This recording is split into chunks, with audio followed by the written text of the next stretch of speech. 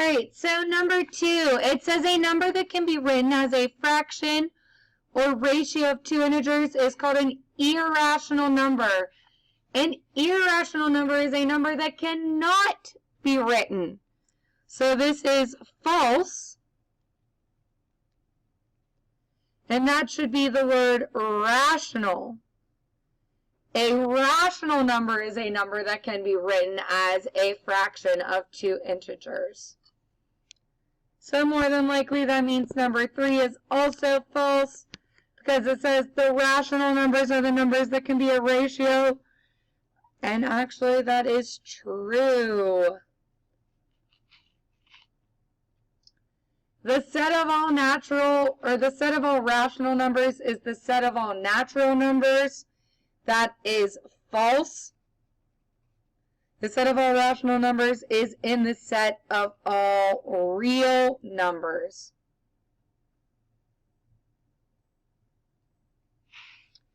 Each real number corresponds to exactly 1 point on the number line. That is true. A solution is a specific case that shows that a statement is true. That's true. An expression that contains at least one variable is called a formula. Yes.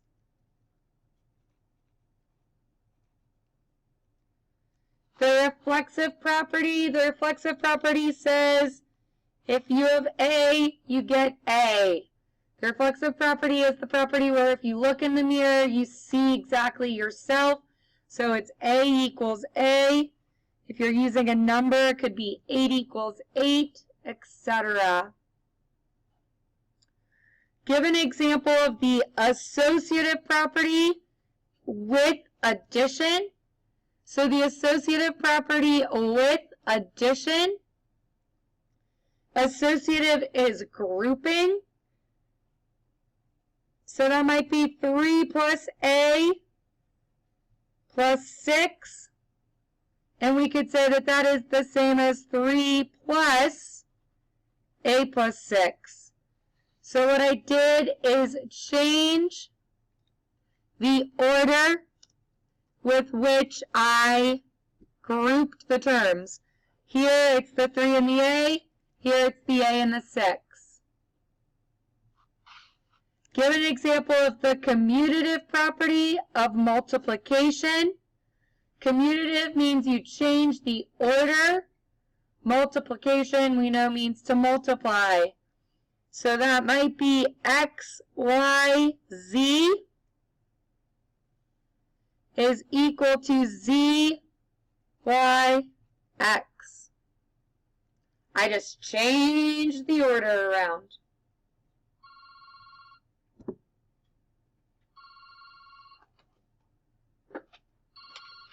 Miss McBride?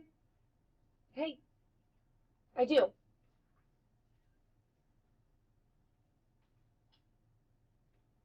Sure. Bye.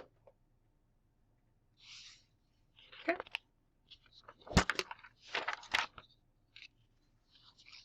So the next thing we're going to do is look at one of each of these review problems.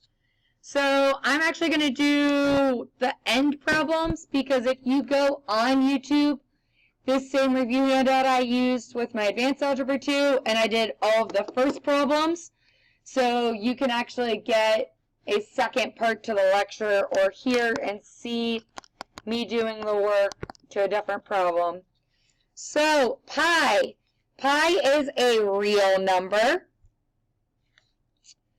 Pi is also irrational because it is a value that does not end. We see it as 3.14, but really those decimals continue infinitely. So pi is a real irrational.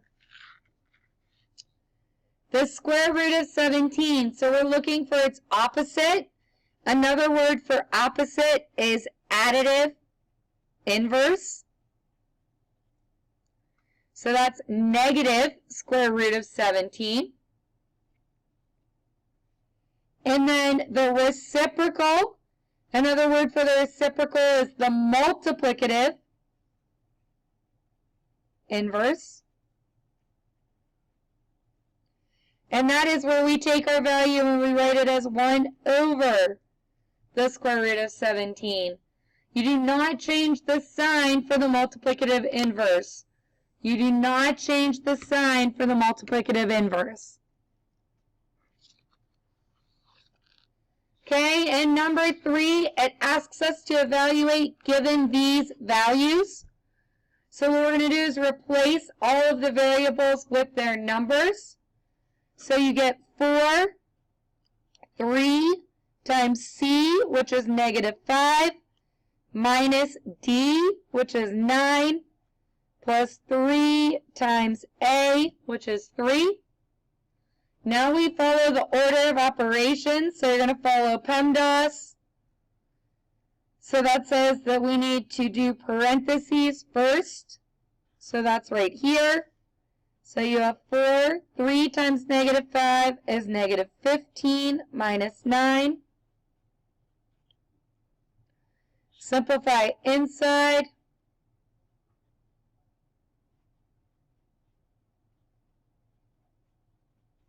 To get -24. Then you're going to multiply. So you're going to multiply the 4 times -24 and the 3 times 3. So you get -96 and +9. Then you add to get -87.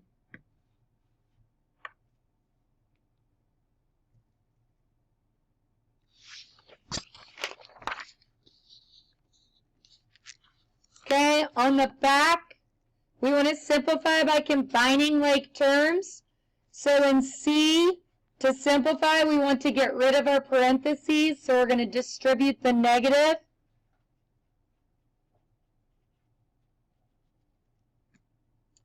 Upon distributing the negative, I cannot group anything together because you have X, Y, and Z. None of those are alike, so that's my final answer.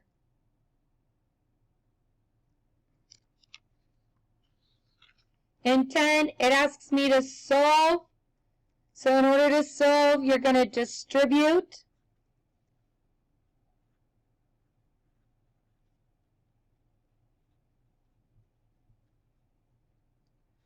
After you distribute, you're going to combine like terms.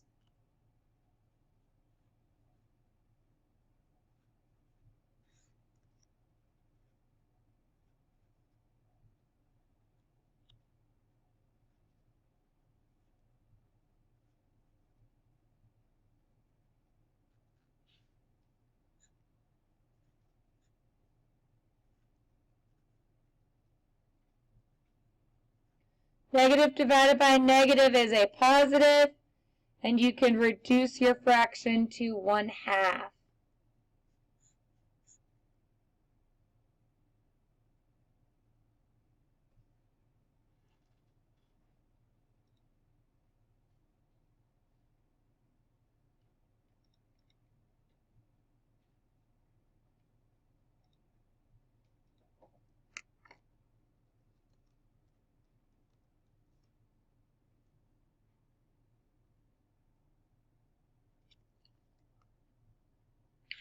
Okay, a big part of the test is being able to go from words to equation. So looking at letter C, it says the sum needs to add, of 200 and 7 times a number. Times means to multiply. So you have 200 plus 7n.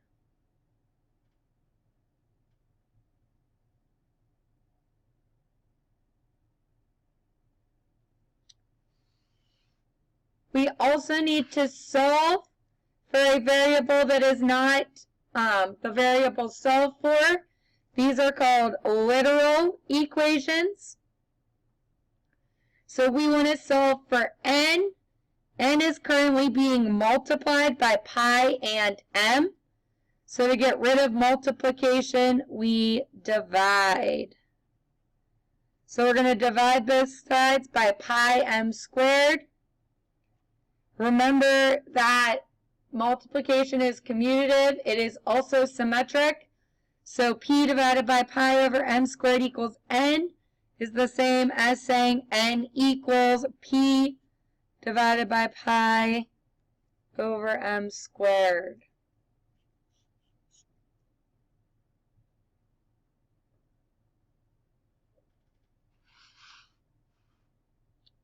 And then in letter B on number 8, you're trying to solve for x. So what I would do to start is multiply both sides. So you have a minus c equals mx plus a.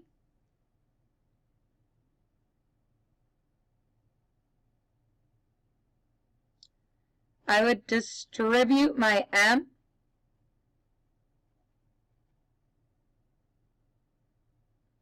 My goal is to get x alone, so I'll subtract ma.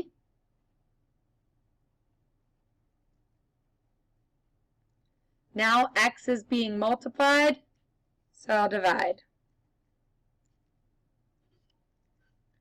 And we get x equals a minus c minus ma all over m.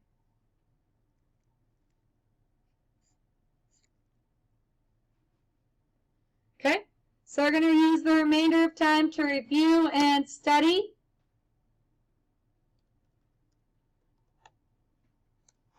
I can answer any questions you have. Otherwise, that is your review.